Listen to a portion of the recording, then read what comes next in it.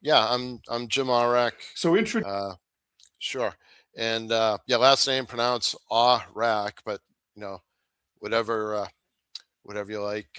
Howdy she dances. That's my buddy Alyssa. um, so yeah, so I am a MUFON CAG. That means Case Assistance Group Field Investigator. God bless you folks at MUFON for the promotion. It's all volunteer, but hell, I'll take it. And I am also an independent field investigator at UFO-report.com. Very cool stuff. I have a MS in electrical engineering from Texas Tech University, and God, please rest their souls. Some of my outstanding master's thesis professors, please don't roll over in your grave because Jim's into UFOs. There are professors from Texas Tech that way back in the Lubbock Lights, reported this and believed in it. And there are professors nowadays. And I like to come at this topic from the perspective of science and technology, which is what my YouTube UFO report is all about. And last but not least, thank you so much, Hannibal, the Hannibal TV. He's been one of the best, most outstanding allies to myself and Mean Gene Sticko for Wicked Alien Radio, also on YouTube. Um, Very big, powerful ally, and we're very thankful and grateful for all of your help and our disclosure efforts. Very good. Well, hopefully the Wi-Fi will fix itself as this goes on. But you're here today. We're going to start off by talking about consciousness, which I had Dr. Rudy on from Harvard the other week that you Yeah, hooked me yeah. up with, talking very deeply into consciousness. So why don't we let you take it away? And what do you know about consciousness from your research? Yeah. So, very interesting thing. Um, we look, Gene complimented me in that I'm one of a few people that actually, more and more people are reading his book, but I'm one of a few that actually uh, read it nearly page to page, but it is so in depth that I have to read it again, and again. One thing that sticks out in Gene Sticko's book, basically the works of Valeris, the scientist reverse engineering UFO, is uh, the gentleman spoke about and wrote about consciousness controlling an NHI spacecraft that transcends space time, and it's kind of bizarre because you think that okay, in a most advanced case, crafts are supposed to be controlled. You've got your stick and throw, whatever. But no, this is a spacecraft with aliens. Okay, so they control it with probes stuck to their head. Nope. Okay, ESP. Nope. Goes beyond that. Consciousness. And for God's sakes, what exactly is consciousness? Which is what we're going to talk about in a second. Um, but what's interesting is so the works of Valeris in Gene Sticko's book talks about that. That's how the craft is controlled. And there's a shift in humanity over time, spirituality, and more self-awareness and consciousness, which, believe it or not, there are college classes. I took one at UMass Lowell. It was called Psychology of Consciousness. Your consciousness, believe it or not, for better or worse, extends beyond your brain and beyond your body. For those that don't believe me, think about when you're at the hospital and you've got probes tapped to your head. You can pick up brain waves without anything being tapped to your head. There's some toys out there that work that way too, by the way. So the idea is consciousness through brain waves. Now, um, one of those folks that taught us about this was Dr. Rudy Schild, who was on the Hannibal TV not so long ago, um, and he spoke about brain waves and consciousness. And the other thing is there's a gentleman who's up and coming by the name of Dr. Andrew Morgan, and he speaks about consciousness. And what's very interesting in his work that we're going to talk about soon is that Dr. Andrew Morgan uses his his own personal NHI experience, along with his observations of nature and oceanography, to basically forward engineer or basically engineer a UFO craft that's controlled by human consciousness. So it's a craft for human use. And we're going to talk about that.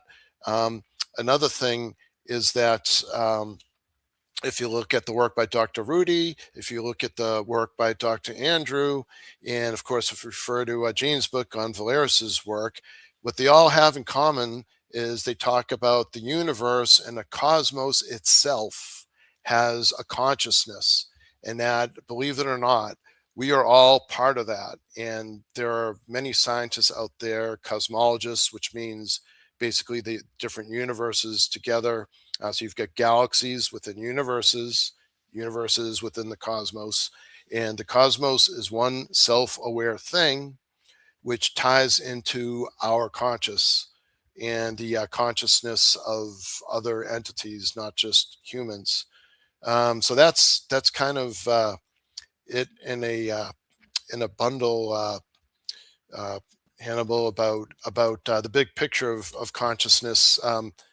If you want to follow up on that, that's cool. And if not, there was Well, something no. So, from, what's your on your research? What happens then when you pass away? yeah. So that's interesting. My personal belief, Somalia, you're watching, making fun of you now. But anyway, someone, well, actually, a pet passed away one time, and she tried to console me and say, "Jimmy, don't worry, you know, Grover's in the spirit world now." And I got so pissed off. I'm like, Mom, this isn't the good old Western days of Indians dance around a campfire in the spirit world, right? And gotta apologize, Mom. You're almost always right. What I've come to learn as a field investigator, both through speaking with higher ups and also experiencers and doing research on my own, is that the human being, living organism, has energy, energy fields, and so forth. Depending on your meditation, you can feel energy flowing through your body depending on which type of meditation you do. I've done that myself, and also depending on which courses you take in college, you learn that your consciousness extends beyond your body. And when somebody passes away, there are many highly reputable scientists, Dr. Rudy Schild, one of countless, that say that you're just passing on to the next stage of being. And some people believe that your, call it a soul or just call it your energy or whatnot, transcends into a collective energy. Um, Other people like myself, I believe, and what I've learned is that your consciousness basically leaves your body, very similar to what the well-known remote viewer uh, Joe McMoneagle had said. Um, he was a remote viewer, I think, also for the CIA, and he said you have an out of body experience that transcends your living body, and you see so much more. And actually, you tend to look at your human being self as, oh boy, that's unusual, or that's kind of, I'm going to paraphrase, apologies, Joe, but the way I took it is it's kind of like, almost like you were saying, that's yucky or how crude or whatever, just because you would be at a higher state of being. So my belief is that your, if you want to call it a soul, but your consciousness and your energy just transcends beyond the body. Um, I can't tell you from my experience as a field investigator and from my own personal experiences. I have had some out of body experiences, which I know that sounds crazy, but believe it or not, many people have. And there are other things that we could show, if you'd like, Hannibal, as far as like a video clip, and also something from Dr. Rudy, all about that. Is that one of the clips that you sent me? Yeah. So the one that's red, That I actually put in red and filtered it. So what's interesting about that is normally it's white, but if you take a good look, folks, at the actual movement of that dot in the center, it, then you're going to see a flicker, and then it's going to be zoomed in. But the idea is if you take a look at the movement of that red dot, which I filtered it, it's actually white, but it's very dark at night. I'll explain it in a sec. There's such a significant amount of movement that in fact, it is not what is referred to as a dancing star or as starlight twinkling. Um, so those wondering, this is not from an active official case. This was submitted to me privately from a pair of friends that I like to refer to as ill squared. That's ILL2, ill squared. Hello. So I had to filter it into the red for the simple reason that when you look at it in the plain dark of the night, you can see it, but you really have to look close at the screen and at the video to see the pinpoint of light. It just didn't come out easily enough on the phone camera when you take it. So it came out, but not quite enough. So that red just exaggerates it. So something I'd like to add to that, Hannibal, is about the consciousness itself.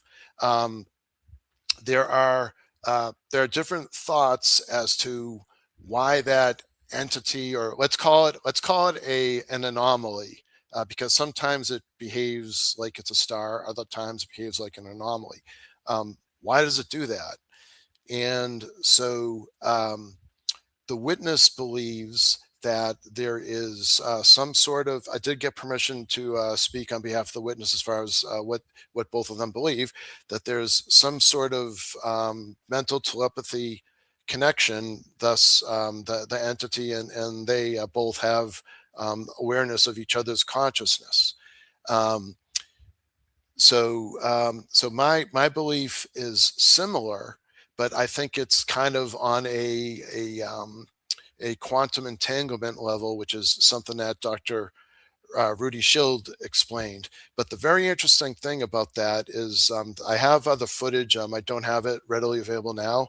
Is when the witness actually spoke to it and verbally said, "Could you show me more movement?" It did. And when the witness asked, "Could it move horizontally?" It did.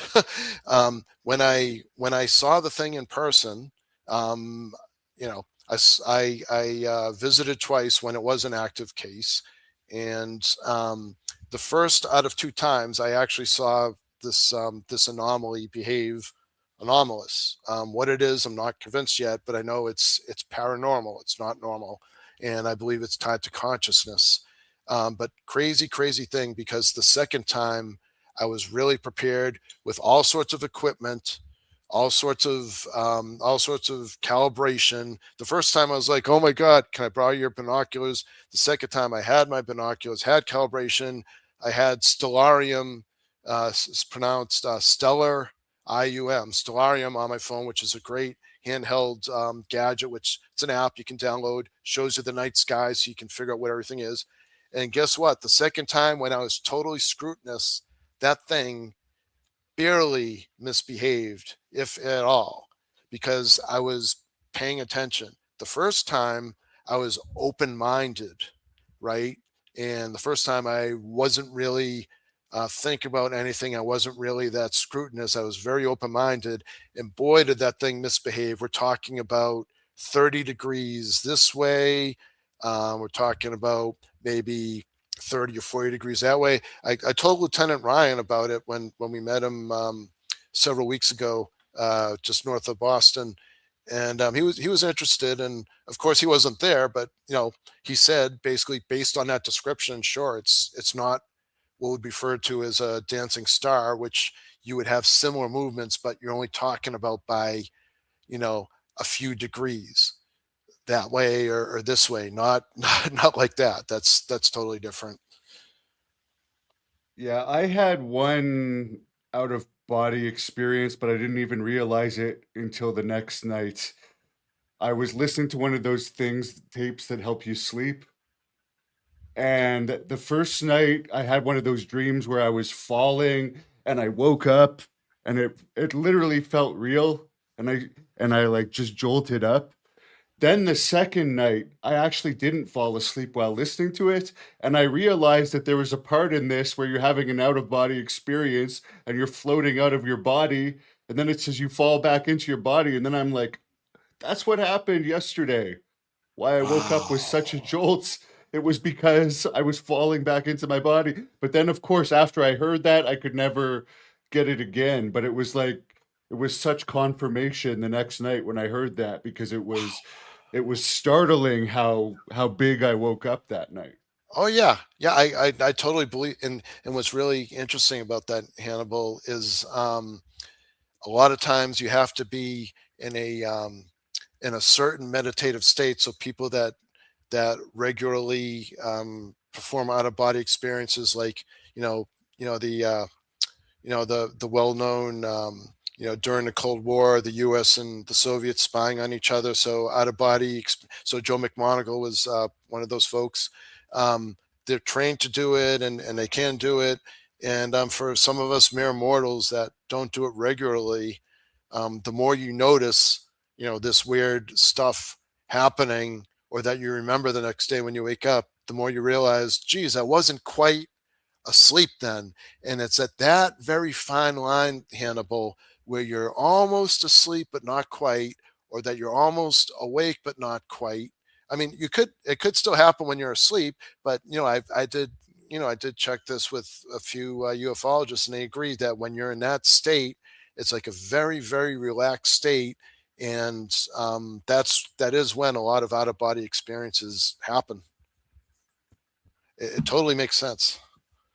So was yours a meditation designed to have one? Nope. Did you say, Hannibal, that you got jolted out of it, kind of like, holy crap, what was that? Yeah, well, it was like a relaxation sleep hypnosis. Yeah. But then I got jolted up, and it felt like I'd literally fallen off a building and hit a floor and woke up because I actually sat up and everything, and I just found it weird. But then, as I said, the next night I didn't fall asleep through that part of the recording, and I heard that what happened was I actually did what it was saying. I had in the recording it says you're floating out of your body Wow. and then now you're going back in. So I Yeah. think that was the experience of whatever it was. My spirit went back into my body. But the one thing I will say is I did have a very close to near death experience where I was in the hospital for about a month and I came very close to death and I had no type of near death experience or anything. So that is one thing that kind of worries me a little bit. No, I got you. So yeah, they say, I agree. I mean, that is a common thing among paranormal experts, that if you had a near death experience, um, then which I actually did have one, which I was I don't remember it too much, but I do believe I was saved. I mean, it's not 100%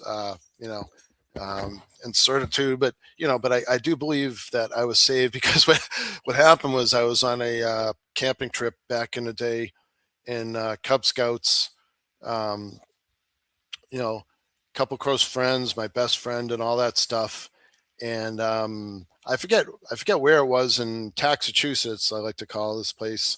And all the scouts were jumping over something in the dark because we were exploring a fort that was, an old World War II fort. And and then we had scout, couple of adult scout leaders in there, and then the rest of us kids, Cub Scouts, whatever. So we're weekend trip, and all the scouts are jumping over. But I'm an engineering nerd. I'm not athletic whatsoever. And back in the day, I had no idea what the heck they were jumping over, and I didn't have a flashlight, which was really stupid if you're going on a camper trip. So I saw them jumping, so I figured out, it's just I forget how old I was. Maybe I don't know, was I 8 or something? So I just looked. I said, okay, whatever. I'll just jump in a general direction, and boom, down a freaking hole, which at least at my age felt like a bottomless pit.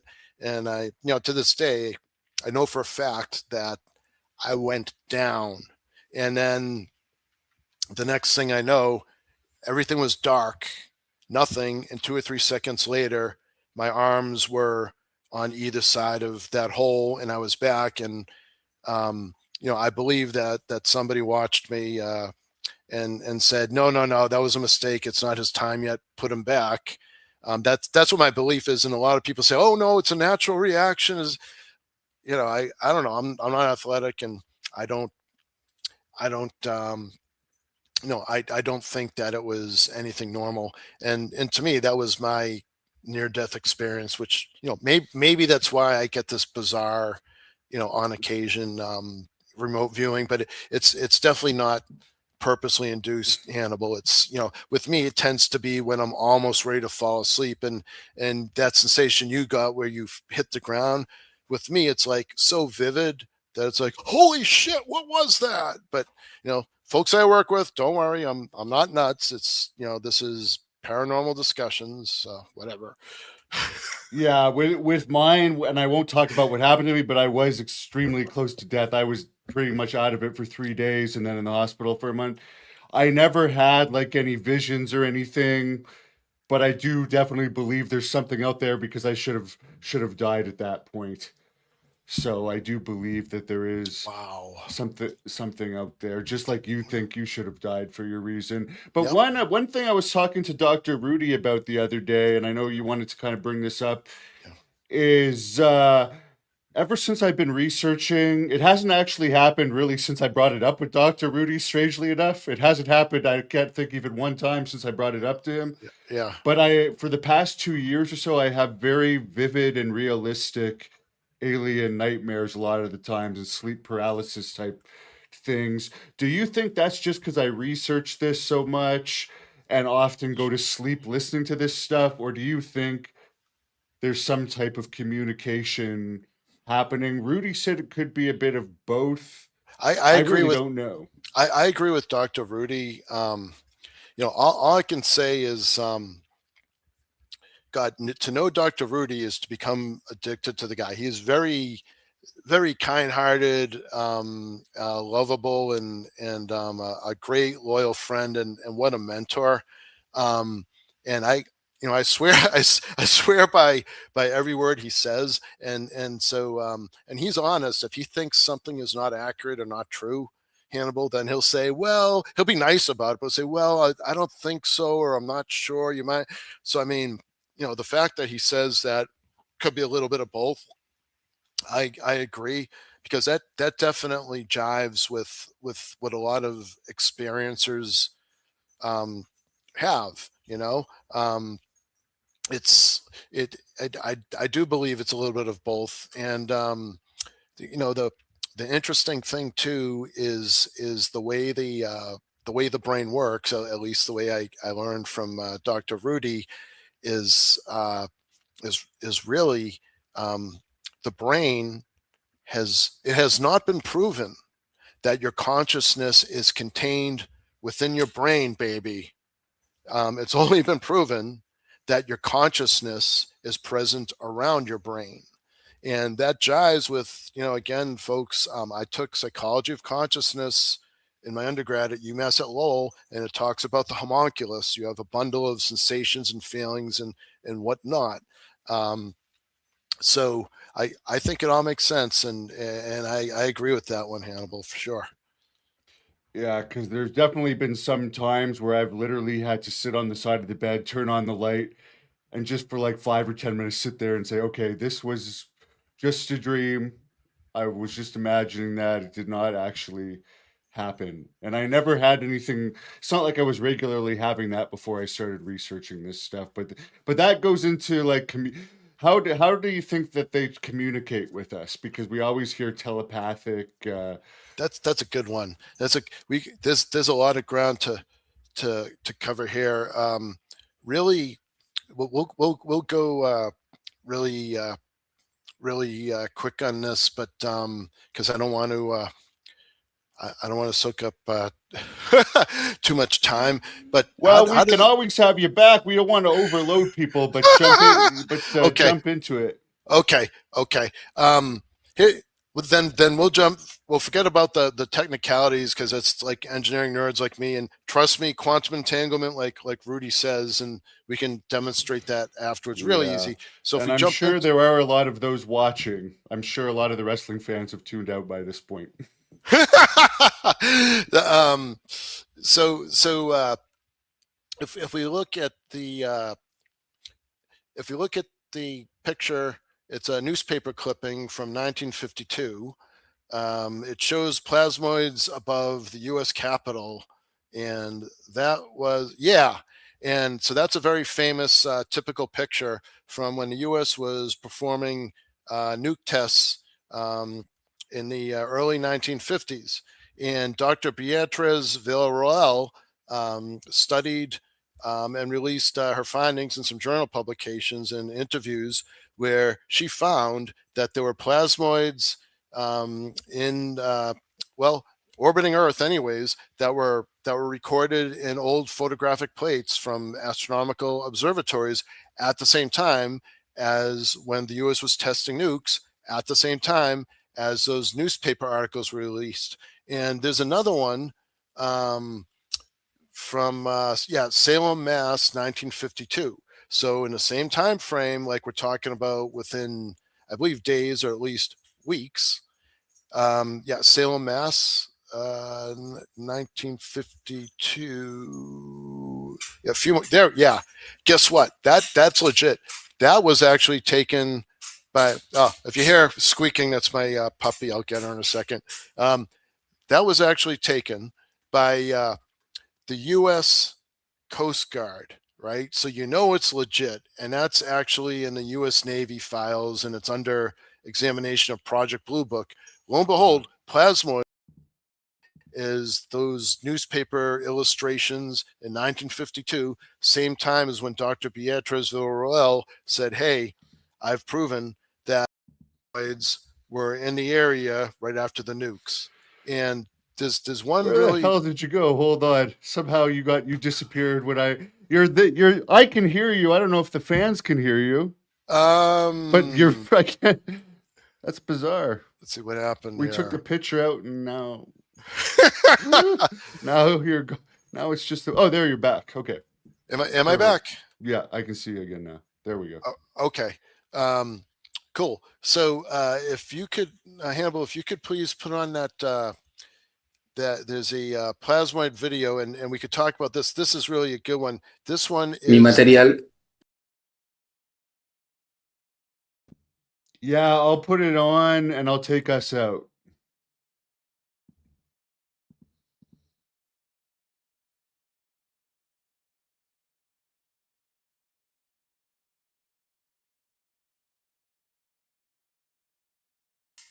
Damn it.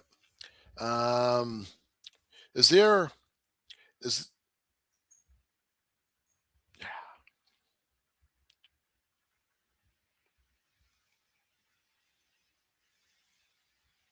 is there audio? There should be audio on that, Hannibal, because you can hear NASA talking, that's key. Because you see, Hannibal, NASA's been covering this up, and this is a really good So what are example. they? Okay, I don't think there was. Maybe the audio didn't download properly or something. I don't Oh, that's believe too there. bad. So what is Okay. this? Tell us what Okay. it is. So yeah, maybe I can. Is it worth it for me to? Well, God, I don't want to. Let's see. What happens if I do the plus? You said You I could. can. That means you could share a screen to get the audio. Oh God, I hope I don't mess this up. All right, I'll leave it alone.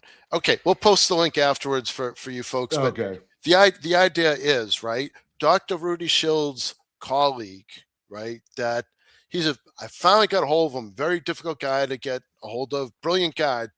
Dr. Ron Joseph came across a treasure trove of NASA videos with plasmoids. Now, the interesting thing about these plasmoids is they are the identical shape of what you saw in that actual picture from the U.S. Coast Guard in 1952, and what you saw in that illustration in that newspaper from 1952, nuke tests, which jives with Dr. Beatriz Villarroel.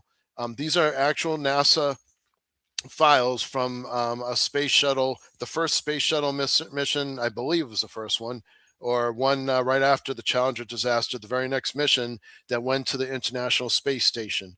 And NASA forgot to redact these videos. And so Dr. Rowan Joseph came upon these videos. I'll skip the details how. That's another discussion. But what they're talking about there is NASA says, please confirm these are just reflections.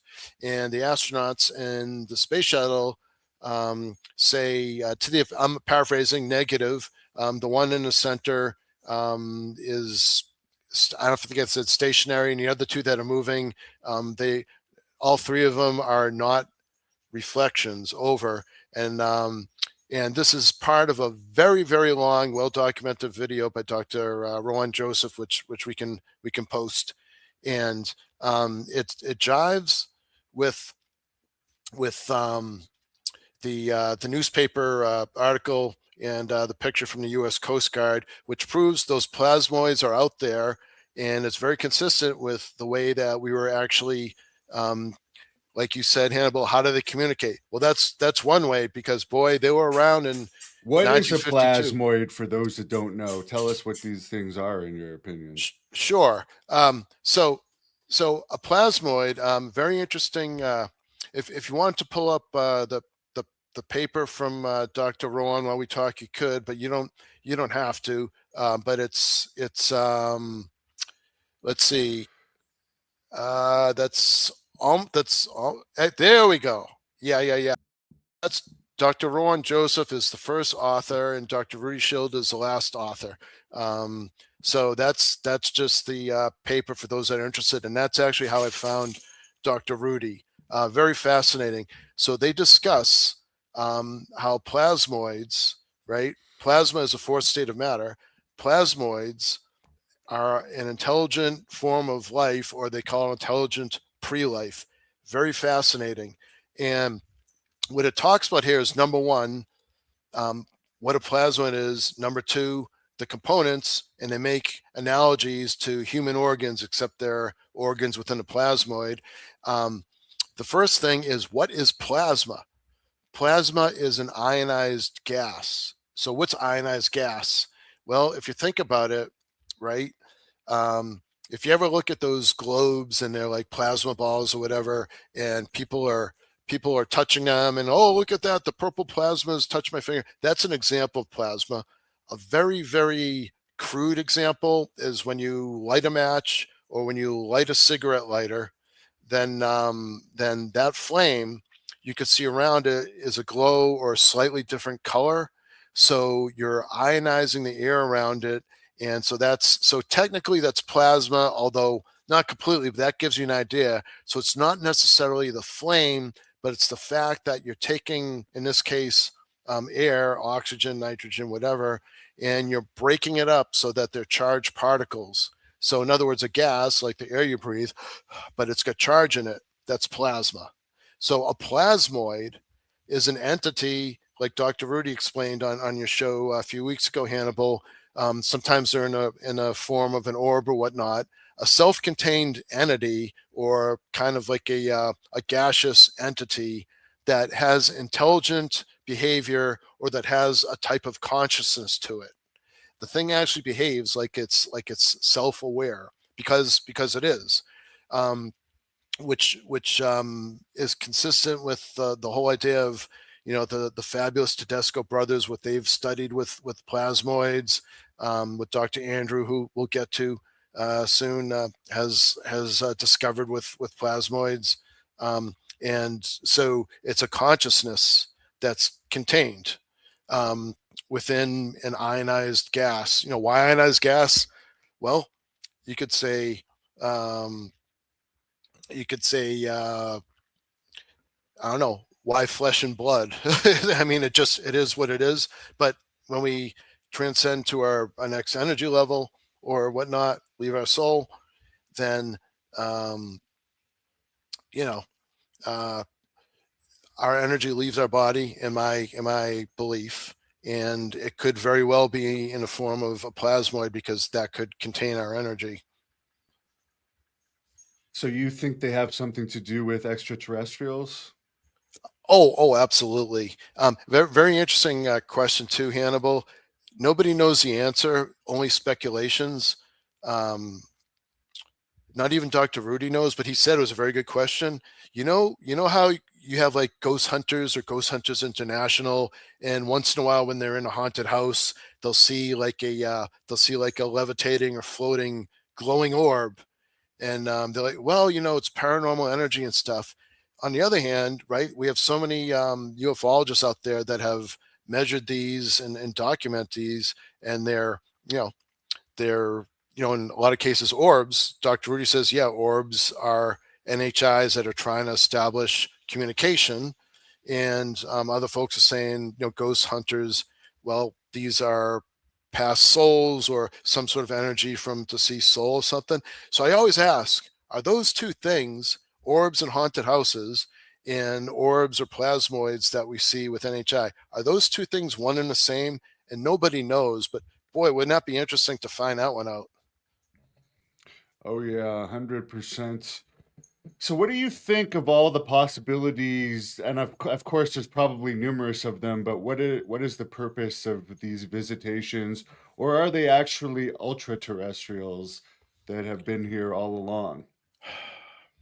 Yeah, so yeah, so my opinion, Hannibal, is that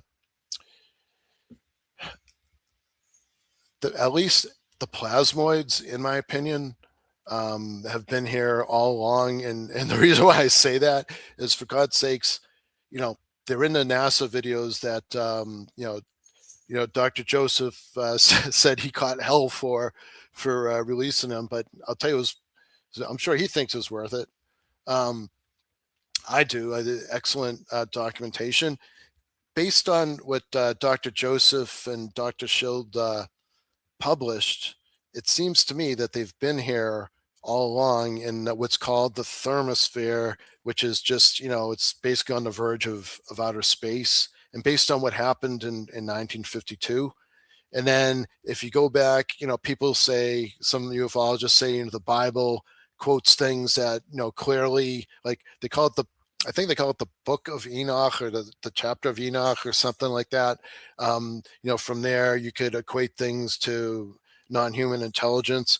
I really don't know, but I would say based on all of that, and based on things even like I spoke about a long time ago with you folks about what's known as the Rohank Codex, which is an old script. I'm not sure if it's even been translated, but it references transcending space time.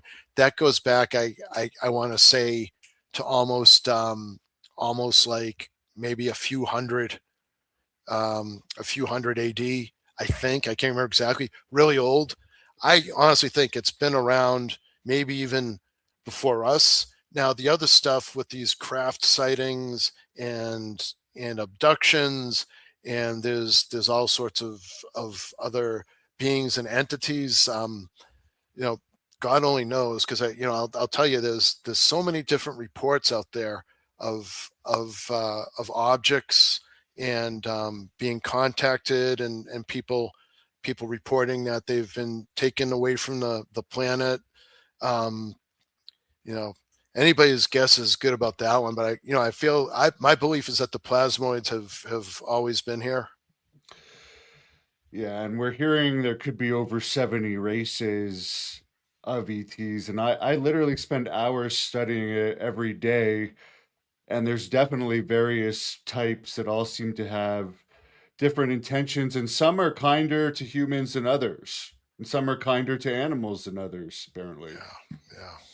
So I don't know, but for now, I guess the good thing is nothing's negative has really happened to us yet, other than nukes getting turned off for short periods of time. But as they say, it's really only been about 5 generations now since we've been what, horse and buggy to where we are now. So maybe we weren't a threat until now. Now we're kind of entering their territory if uh, if they are actually from outer space. And also with these bombs and weapons and stuff, we could, if they have bases here, which we're hearing they probably do from congressmen, Yeah. Do you think there's a chance some of these weapons could affect their bases, or are they just technological enough that it wouldn't affect them at all? Yeah. What a that's a I'll skip I'll skip the F part, but that's definitely a cluster of of a uh, of a question and an idea, because if you think about it, right, um, the you know nuclear fusion, fission, all that stuff, um, mucks really, it mucks with time space fabric. So Hannibal, I totally buy into the into things like there was a gentleman by the name of Lieutenant Philip Corso. He released a book a long time ago, day after Roswell, and one of the points in that book was that our bombs are mucking with space-time fabric, which is messing up non-human intelligences trying to come and go places. So I think, yeah, it's clearly a threat. Other experts, I like to quote Joe McMonagle. He said that a lot of activity lately that's come out, um, he feels that they cannot harm us or they won't harm us, but they're sure trying to scare the living shit out of us because they want us to stop mucking around with bombing each other. Um, it's so I Another interesting thing too is my hair is a threat. I don't know. I don't know. I like You're doing better than me. it depends. I mean, yeah, I know I get a color, but that's cool though. That's funny. Um, so um, And supposedly nuclear bombs can also knock. Well, at one point they could, anyways. At least in the '40s, supposedly knock UFOs out of space, and that's supposedly why they did that big Operation Starfish Prime test. Was not really a nuclear test. Supposedly, there's some people that say it was actually designed to knock some UAPs down, but supposedly they may have found a way around that now, from what I understand. It's it's the EMP. It's the EMPs, right? It yeah, messes with the UAP, the way yeah. that the UAPs operate.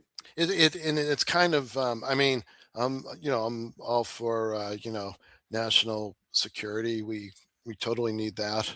Um, but I guess my concern is you know what you know we want to knock them out. Well, hopefully, you know the U.S. needs to be secure, but hopefully we're at least considerate, and it's only as a defensive thing, and we're not just like the way I like to go fishing with my kids, and oh, let's see what we can catch, and hopefully we're not doing that, or at least nowadays we're not doing that, but.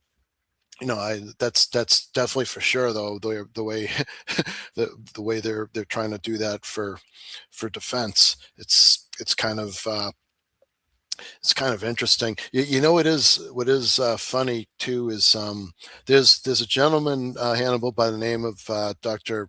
Andrew Morgan that I just spoke with, and talking about how UFOs and UAPs impact us, and what we can do to counteract them.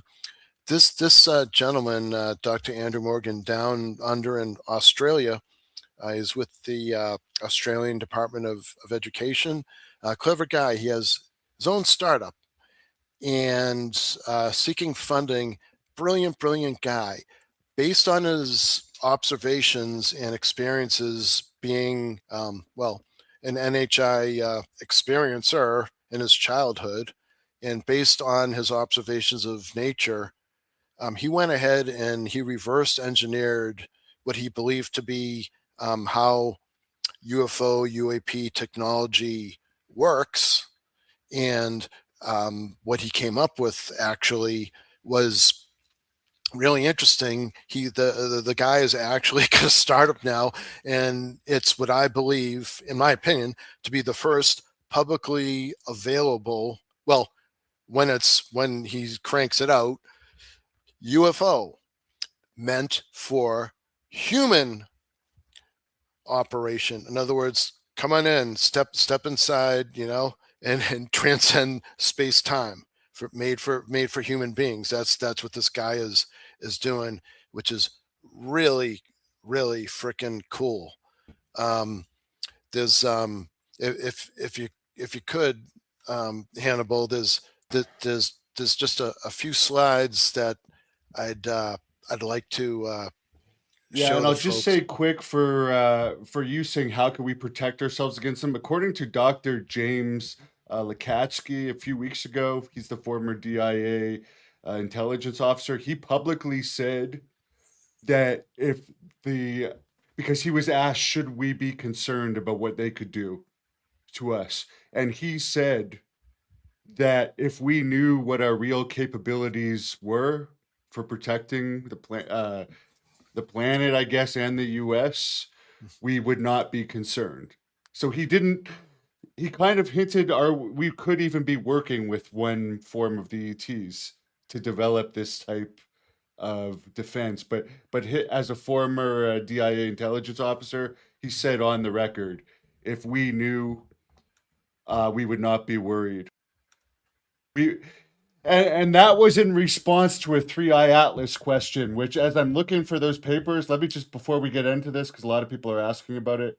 Okay. They were that was in response to someone asking, what if three eye atlas was a negative thing? Could we protect ourselves? Well, it turns out that three eye atlas was kind of overplayed, right? Do you have a weird format thing on your screen? Like it's narrow. Why are you not seeing something? Well, I get it on my my TV, and it looks narrow again. Uh, one of you might be looking at the wrong one because I think it's two. There might be two different formats, but let's find the Oh, picture you're talking about. Which one are you talking about? oh, Which one that's do you want me to? okay. This Okay, one? no, that's good. That's good. That's good. That's Okay. good. Yep. Thanks. So what doc thank you. So Dr. Andrew Morgan, what he did was he came up with something based on I believe his PhD is in oceanography and marine life. Permeable membranes, which basically means that water can go through, or other fluids, so kind of like ocean life. Um, that allows this call it a human designed UAP, meant for human navigation, to go transmedium from the air into the water, the way we observe with UAPs. Then really clever guy. It's got what's known as a polycrystalline surface on the outside. For those of us that just want that in plain English, that simply means that it's a type of crystal. Think of quartz or something like that, um, and that allows sound vibrations. The sound vibrations basically get aligned with what's known as some sort of cosmic field. A lot of ufologists and scientists are talking about that. This type of field that's present in the cosmos and the universe and the galaxy here on Earth. So this thing is a combination of those two, along with plasma, which we spoke about on the outside. And the end result is you've got electric fields, electromagnetic fields. You've got, yep, that's his conception right there of what this thing could look like. Incredible. And that's another one of his engineering, call it forward engineering of a UAP craft, and how it operates. Very very clever gentleman. Um, and he too talks about multi dimensions, although he talks about it a little bit different than the other ufologists. And that right there, folks, for those of you engineering and science nerds that are curious, that's an example of a permeable membrane. It's called a porphyrin membrane that he designed and that's based on what he's seen in nature that basically allows this craft to go from air into water without impacting the passengers on the inside. This is very cool, Hannibal. So now this is Dr. Andrews' earlier work, and what he found was that there are orbs on the left and there are rods on the right. Both of these are plasma based. In his study, the ones on the right, Dr. Andrew Morgan believes are some sort of non-human intelligence originated nanotechnology craft, or at least the appearance of something that leads to nanotechnology. On the left, Dr. Andrew, in one of his papers, basically described it and said that he believes those are more, let's call it biological or actual intelligence based, non human intelligence. So, those on the left, what's really interesting is you'll notice at the very bottom, you can see orbs. You can see an orb, and as you go further up and up and up, it gets dimmer and dimmer until finally it's gone. On the right, you'll see that the rods, for the most part, are visible. The reason for that Dr. Morgan explained, is that these orbs have a consciousness. They've got an awareness, and they do not like being watched.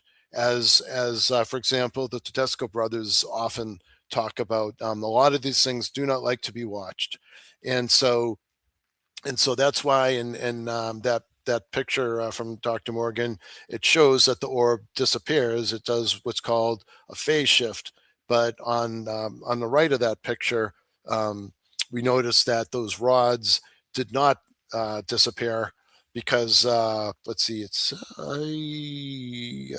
where it is two more pictures to the right.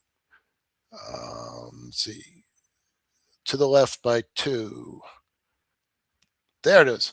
So we notice that the rods on the right, the rod itself, did not disappear because really, according to what Dr. Morgan said, I believe his point was the consciousness, I believe, was controlled, I think, for NHI craft, or else maybe his point was that it didn't really care in this case. The entity on the right did not care what was being observed. The one on the left, the orbs are known to not generally not like being observed.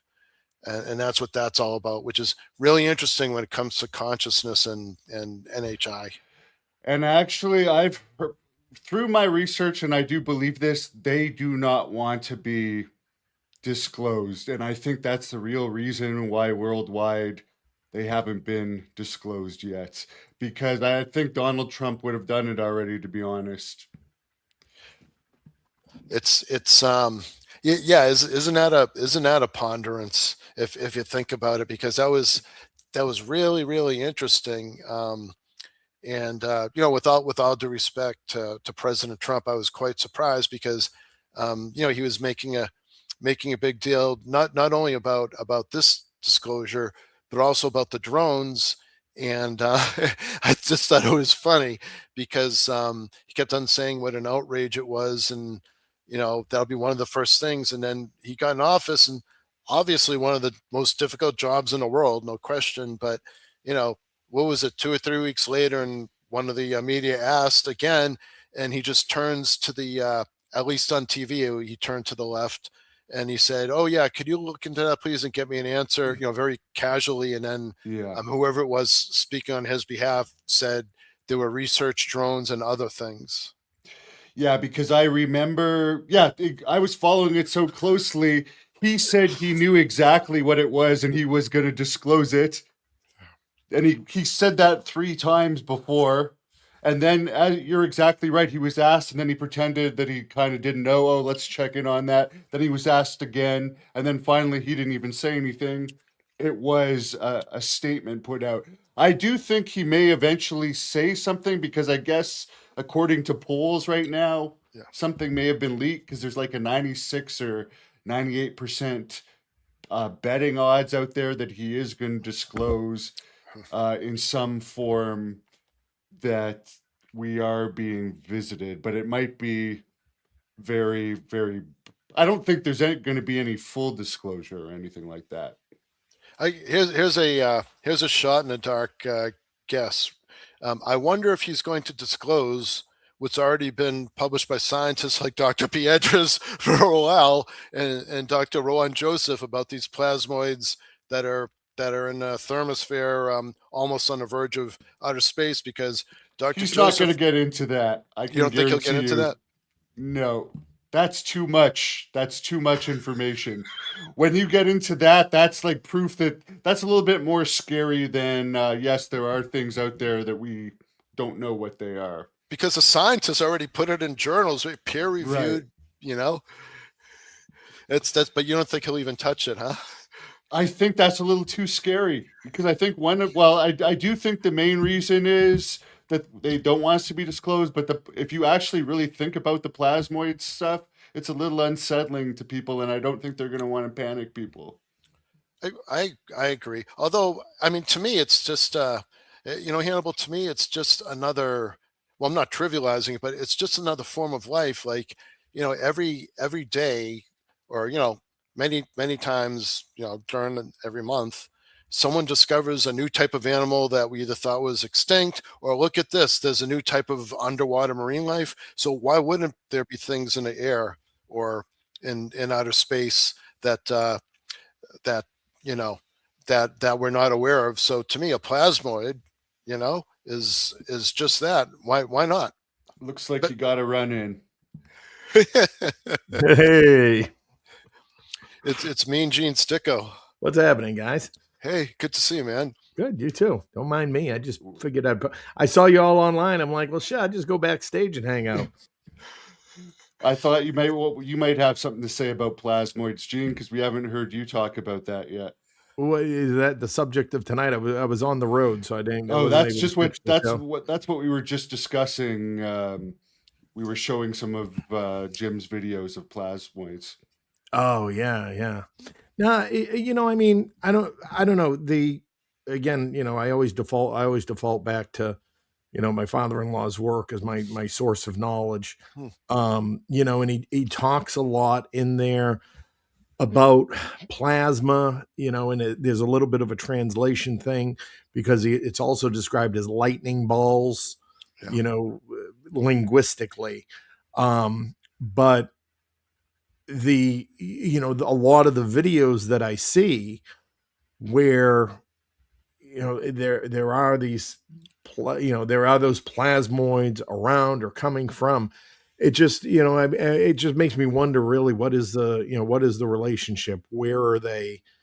Is it just an optical thing that we are processing or how our brains process it? Particularly when it looks like, crafts are emerging from or shaping into plasmoids. Is that just a transitional thing like our brain can't reconcile quite yet? So, That's in obviously, alignment with what Dr. Rudy says in terms of when these things try to materialize, Gene, because they want to communicate. yeah. It'll kind of coincide with what it is that the human being would most expect to see. So that's a really good point. Yeah. So, I mean, it's like I said, it's in the paperwork. It's there. I haven't begun to wrap my mind around it, but definitely there that's worth exploring. Someone's saying aliens are AI. That I was actually listening to one of Jacques Vallée's books the other night about dimensions, and he was figuring a lot of UFOs could be holograms and stuff that where it's purposely trickery and things by various governments for whatever reason to think. And I'm not saying all of them, but in some cases that could be the case. But this guy is saying all of them are AI. So what are your thoughts? Could it be possible that in some cases this is really something other than visitors? Well, I mean, I guess it depends if, the context of what's your definition of AI? Is it, purely talking about human made AI, or AI that belongs to NHI, not to go down the acronym route too deep. But yeah, so I think, and I've heard those. I mean, I think some of the theories out there about the biologics themselves, that the biologics are part of a self-generating AI program, and they sort of create themselves along the way in order to generate, or in order to create the beings themselves. So there's probably some truth somewhere in the middle of that. Certainly within the realm of possibility, certainly within the realm of, I think I've heard some things about the spheres and such being, more AI controlled. That's aligned with even some of the work we do in the military, right? We now have aircraft that are followed by drones, and those drones are controlled by the electronic interfaces in pilots' helmets and all that. So yeah, I mean, I think it's interesting to explore. I had another AI theory when it comes to sort of the AI that we use and are most familiar with, day to day, that we get in the likes of, the GPTs, and,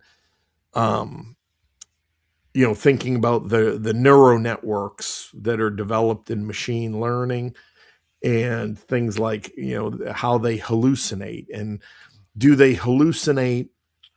Are they not really hallucinating in the sense that they're making stuff up, but they are accessing a realm of an information energy field that has maybe not yet fully synchronized, or is a little bit out of sync with the reality we experience? Yeah. And it's not necessarily hallucinating, but these neural networks are not limited in the same way that our consciousness might be limited to universal energy and information. And it's trying to reconcile that. It doesn't quite have the same guardrails. So I think certainly, a lot to explore and look into and consider, the more it becomes integrated with our daily lives. Very good. Lots of people have questions on here, so I'll get to a couple more. And what do you guys think about if the UN has knowledge of this? Do you think this is something that the United Nation actually talk about, or is it just country to country? I mean, my opinion is, I mean, correct me if I'm wrong, Gene, but my perception at least is, between all your work with your father-in-law Valeris, and you've shown those patents, and then there's a gentleman out there, Dr. Chong, talking about China's knowledge of reverse engineering. My own opinion is that it's contained within the countries, and I don't think there was collaboration. I think you know better than me, between the U.S. and the Soviets at one point, but other than that, I tend to believe it's contained within each country. I don't know what you would think.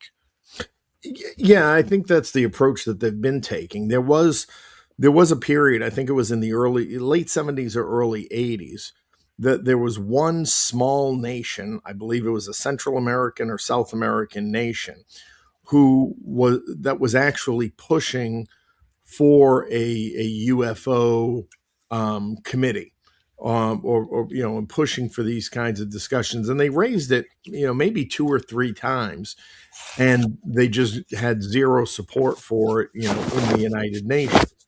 So, I think a lot of people might be familiar with the UN does have a standing committee or organization on the peaceful use of space, which is primarily focused on, things like the International Space Station, and multi-nation cooperative efforts, both, I think, in terms of even like asteroid defense and things like that. So they cover it, but they don't they have never publicly, and I've never seen any sort of leaning or indication of the UN itself having an appetite to take on or consolidate the UAP NHI issue as a body. Jim, you wanted me to bring up scientists' interactions with non-human intelligence. What do you know about what there has been, and what do you think they would want to do as far as interactions Yeah. if they haven't already had some? Yeah, that's a good one. So touching on Dr. Rowan Joseph again, Rudy's colleague. So that's the one where you came across a treasure trove of the NASA non-redacted videos that they accidentally released to him, and they were pissed off at him afterwards, but for their mistake. But that was that publication that you put up earlier, Hannibal. And so in that publication, I missed it, but when I spoke with Dr. Joseph, he pointed out to me that he proposed that he's like, hey, how about this? How about a grassroots effort to interact? Here we go again with these plasmoids, with these intelligent NHIs um, that are on basically in outer space. And why not have a grassroots effort where very clever idea. We in other words, we the people make a proposal, not necessarily something like GoFundMe.com or whatever it is, but similar idea where you say, hey, everybody be a part of this. What we're going to do is we're going to send a few satellites out there, a couple satellites to observe, and then a third satellite to stimulate and communicate with these things. And so basically a public offering. So start off private, whatever, get enough funding. He thinks it should be able to easily raise $1 billion. So he told me to just put it out there when I spoke with him last week. And people, power to the people, and they fund it. Get a few satellites up there, and the satellite in the middle is the one that's stimulating and signaling these plasmoid NHIs, and in this case, in terms of flashing different plasma pump, different pulses or colors of light, and in other cases, different frequencies. He was explaining to me that if you tune a radio, especially on an AM, you can hear a whistling. Sometimes it sounds kind of like a type of up and down whistling thing. And he said that actually plasmoids actually communicate on different radio frequencies that do things like that. So if you could send a satellite up there that has different light pulses, different radio frequencies, and so forth to attract these things, similar to the way that I believe it was the Skywatch group had this so-called dog whistle. So send one of those up there and have two more satellites go up there to observe. Then basically, anybody who contributes or anybody who subscribes, they could watch it on a website or whatever to see how these things, interact with each other and what they're all about. And they're really amazing things. I mean, some of them kind of graze, like call them grazing cattle. Others are aggressive and they attack other ones. Others are attracted to lightning storms, and then others it looks like they're mating with each other, and then a third plasmoid comes out.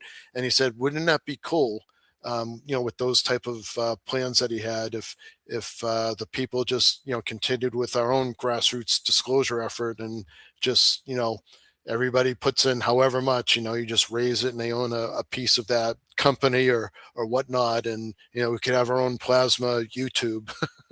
So that's Dr. Rowan Joseph on that publication that you put up. Did either you or Gene see the trailer for Steven Spielberg's new Disclosure Day movie that came out last week? Apparently, it's going to be coming out next year. I wasn't very impressed with it.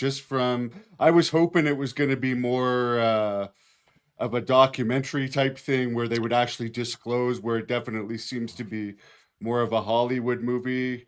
But I guess it was hard to tell what narrative they're going to be taking in it. There's a lot of people with theories and talking about hidden meanings from it, but to me, it wasn't what I was expecting. What about you guys? Go ahead, Gene. Yeah, no, I've seen it. I mean,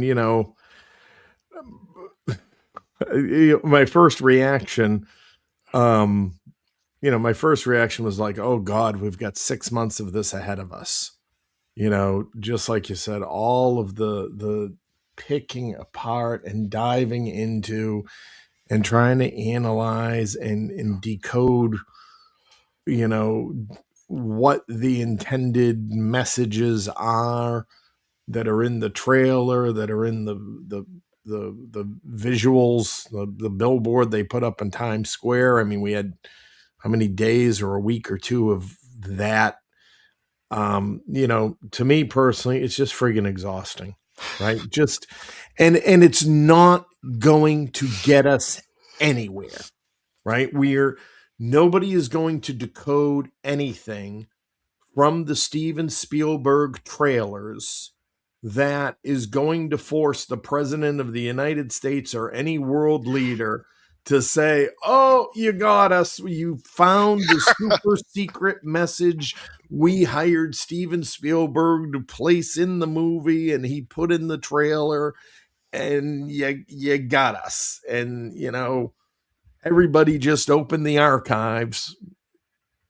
So I don't get the point. Yeah. Right? It's a film. Yeah. Looks interesting to a degree. I guess we will learn more about it in the coming months as they as they release more trailers and the actors start doing press, and we'll get the actors' opinions, about what they learned and what they might have believed before filming it and what they've seen, believed since. And maybe some of them become engaged in the discussion themselves. It's 6 months. That's a long time to be devoting that much attention to a movie ad nauseum. Relax. Yeah. Hey, there's an honest review. Yeah.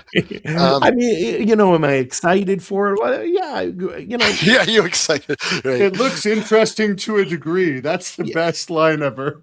I guess Gene's review kind of reminds me of a buddy of mine that Chili's has gotten a lot better, and I like their menu now, but kind of reminds me of the Chili's restaurant menu up to maybe a few years ago, where a buddy of mine said it's hard for me to get excited over a minuscule strip of steak with all sorts of fat in it. They're much better nowadays, but that's kind of like what that kind of epitomizes what Gene's saying, because when I looked at the trailer, it's kind of like you would want it to be awe-inspiring and holy crap, and even if there's fiction, but all I got to say is what got me into this almost 9 years ago was, if Gene's book was there 9 years ago, that would have got me into this. But what was there 9 years ago was Lou Elizondo's, I believe it started on the History Channel, but I'm not sure. But when it came to regular streaming TV, his show with Lieutenant Ryan Graves and of course Admiral Tim and all that, and Lou talking about it and so forth. And I looked at those videos, Gimbal, and I was like, holy crap, this stuff is real. And people I showed it to, they're like, yeah, there's something to it. We're not saying what, we're just saying there's more to it than just hocus pocus. And to me, that was enthralling. This, my own personal opinion is, looking at the trailer is not, I didn't get blown away by it. Looks like, it looks like a little bit of a psychological thriller, right? And so, yeah, again, it'll be interesting. I'm more interested. I haven't really seen anything outside of sort of the movie world of people being like, oh, a new Spielberg, alien movies coming out, and how exciting is that in a general context. But I haven't sort of seen anybody from the general public for which this issue is, beyond tertiary in, their lives, who seem to be like, oh, this is going to be a great summer blockbuster. I mean, it comes out in June. Is that what it's meant to be? Is a summer blockbuster? Then maybe as we get closer, we'll see, more of the what is going to make it a blockbuster. And I haven't seen, other than when it first came out, the publicity it got, the age of disclosure. I didn't see that convert too many people just because of the cost of it. So hopefully, as it becomes more available, maybe that will get some more people interested. But someone has a good question here. He's tipping us $1, or that might be pounds, I think, even. Wow. Thanks, Yeah. Paul. What's your best guess on what the government knows? Gene might be the best one to answer that, and Jim. But Gene, you used to work for the government, so Yeah, but not in a UAP capacity, just No. for the the caveat. military. What do I think the government know? I think the government essentially knows everything, and if there is something they do not know, or if there is still an outstanding question, I think that question revolves more around the the threats or the risks Yeah. that are posed, and that in and of itself may be of varying degrees. So there may be, in intelligence, you talk in terms of confidence. There might be, high confidence in certain NHI as not being a threat or posing an existential crisis to the order of things. And there might be lower unknown threats that are out there. I base, most of that not only on what we hear and we get from whistleblowers and things, but also what I see in plans like the continuity of government plans, things, mainly rest within FEMA, let's say, which is, the most public touching agency that we as the general public would be engaged with, in case of an emergency of some kind. Yeah. And so there's language in that, in the planning, preparation, and response, that speaks to sort of all domain threats that they're trying to capture.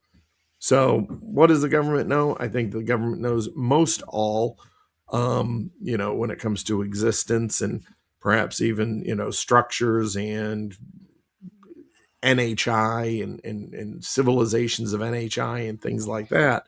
Yeah.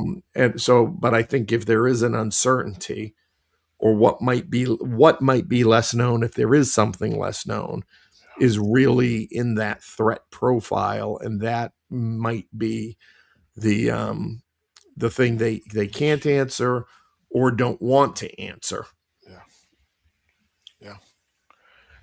Yeah, I got 2 cents, but nothing like Gene. But my 2 cents is which government officials are being informed, and then which government officials are are in the know and told not to say anything. As far as the ones that are or are not being informed, I did have the pleasure of speaking with Tim Phillips a couple times, former deputy director of Awrach. Gene was with us on the second discussion, and as far as Tim knows, when he was looking, into cases and into disclosure and so forth, very honorable, honest person. retired lieutenant colonel in the U.S. Marine Corps.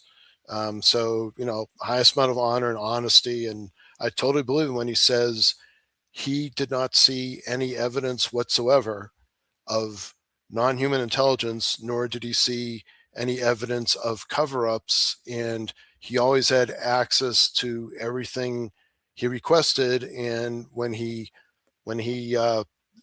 got any kind of hesitation whatsoever, all it took was a phone call to some, like an undersecretary of defense, and they made the call to whomever was resisting, and they said, okay, and here, what do you need? So as far as what I could say is from Tim's perspective, from what he told me, there are those government officials who do or have performed investigations, and they didn't see any evidence. Whether or not there are other government officials aware of evidence on that part is another story.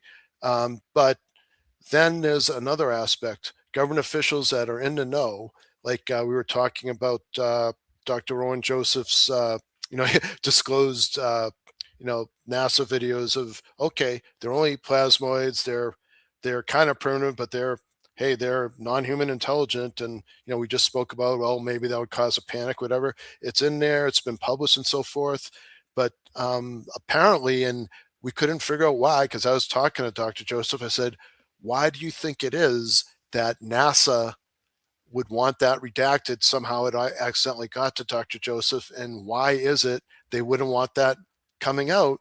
And the only answer we could come up with together was, we don't know why, but there is a who, and the question is, who is it preventing it? And and God only knows that. Maybe it is another type of NHI that's preventing it. But I mean, in certitude, I could say from seeing those videos myself, they exist. Therefore, NASA knows about it. Therefore, I would think the whole government knows about it. So who is it that's saying no, don't officially announce it? Yeah, well, Paul Hellyer, former Canadian Minister of Defense, said that NASA, in his knowledge, definitely knows about what's going on. Here's a question that I think you were talking about earlier when you were discussing plasmoids. What do you think about the quality of home frequency relationship?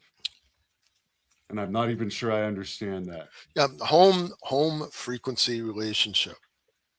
Is he talking about like you got Wi-Fi at home, or does he mean like when you're?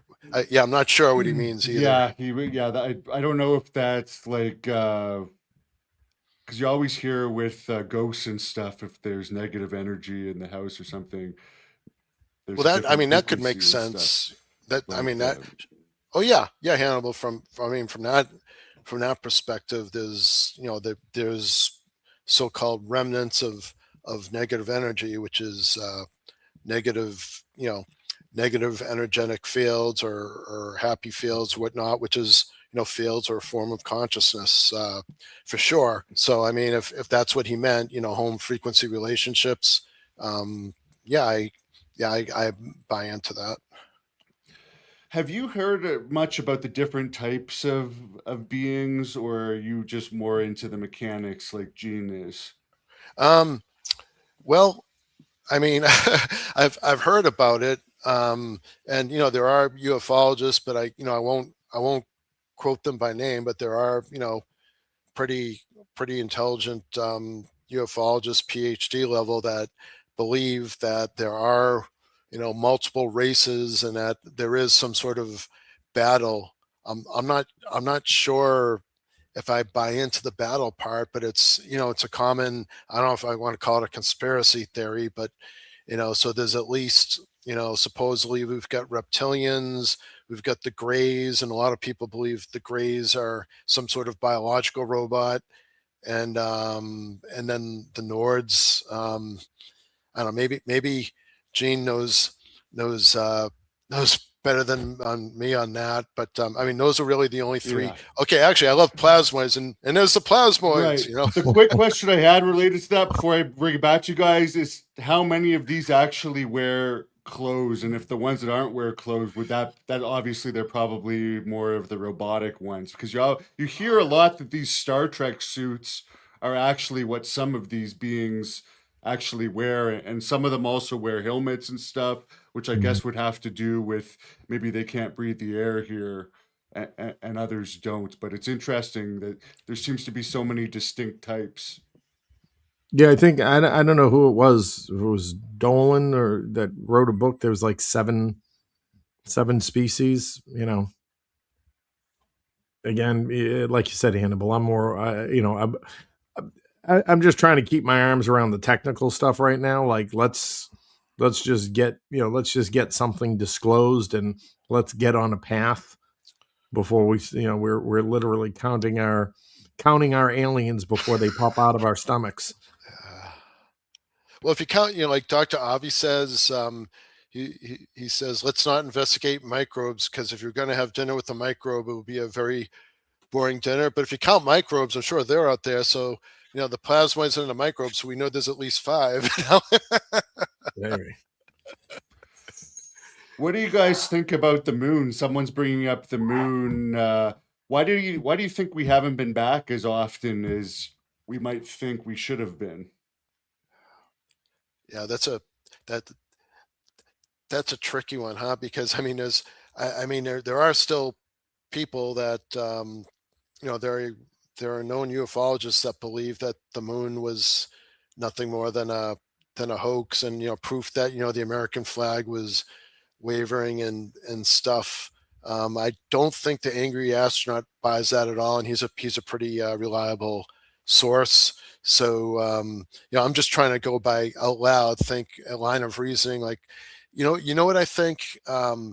There are some people that out there, and I forget who that I'm quoting, but they just believe that we lost that touch, maybe between the know-how and the training. I guess it seems trivial, but it takes an awful lot to get on the frickin' moon. If you think about it, seems trivial, but that thing's pretty damn far away, and it looks close to us compared to everything else. To time everything right, you blast off and you get your orbits and all that stuff. I would think that's part of it, technically. And if you look at the if you look at the the YouTubes that talk about redacted audio from landing on the moon and discussion, they've unfiltered it, however you call it, unredacting it, and you hear them talk about a fleet of something or base of something on the moon. So I'm not sure if I buy into that, but there's definitely something out there or on there that's another challenge that they weren't planning for. So I think one thing is whatever the heck it is they were talking about that's on there that for some reason got redacted. And then the other thing, I think it's one of those things that if you're rusty, you need to practice up again when you shoot the pool before you can start scoring again. So I think it's just been a really, really long time for us. Yeah, and my short answer on that is I tend to I can subscribe to the idea that the moon is artificial, that it was placed.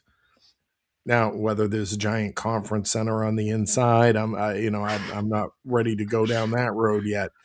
But that it was placed, I think if we I believe that we went there. Why didn't we go back? I think number one, because we didn't have a plan to. We politically just wanted to prove we could do it, so we did it, and we came back with what we came back with. And I think there were probably answers that came back that we were not prepared for, and there has neither been the scientific need or the political will to go back. I mean, I think the whole effort in and of itself was a propaganda, necessity at the time that was pushed. So, but I think, they went, They came back, they learned things they weren't expecting to learn, and nobody really knew what to do about the things that they learned. Very I, I, interesting. I disagree with the comment, although I appreciate. I mean, I think you have an um, awesome viewer base, by the way, Hannibal. But in terms of the moon being useless, the reason why I disagree is it's supposed to be a staging point to getting to the next place, like Mars. Plus, thing is, if also if we can't establish ourselves on the moon, unless we're really already there, but if we can't, then how the frick we gonna get to Mars? So that's the only reason why I disagree with that one. Yeah, and I think, like I said, my tendency to lean towards or be able to digest the idea of it being artificial is, I think perhaps it is artificial because it was used to begin to provide some stability to the environment on the Earth to make it more habitable at some point. Because we have those old stories of the time when there was no moon, and all the rest of it. So I think if it's there, it definitely serves a function. Cool. Very good. Well, I got to get to the gym before it closes at 9 tonight. Is there anything else you guys want to bring up before you get off? Of course, Jim, you're welcome back on anytime. That was very interesting. You Very guys can yeah. keep going if you want. Oh, I'm good, but yeah, no, thank you for Yeah. I the appreciate invite. all the fan questions on here too. Yeah. Yeah, No, I appreciate you letting me jump in. I yeah, hijacked some time. Like I said, I saw you guys on there. I was like, I get some time. Let me pop on. So yeah, good it's seeing totally you as always, Hannibal. yeah, yeah. Thanks so much. Yeah, it was awesome. So, Engineering Infinity is Gene's book, and he's got a new one out about oil too. And what's your website again? Engineering Infinity Book.com. book.com. And yours, Jim? Just UFO-report.com. The UFOreport.com.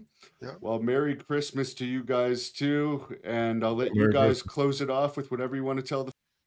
Go for it, Jim. I'm out. Yeah, yeah. Hey, visit UFO-report.com and send a picture or video or any kind of case story, and be happy to take a look at it for you, and maybe we could talk about it.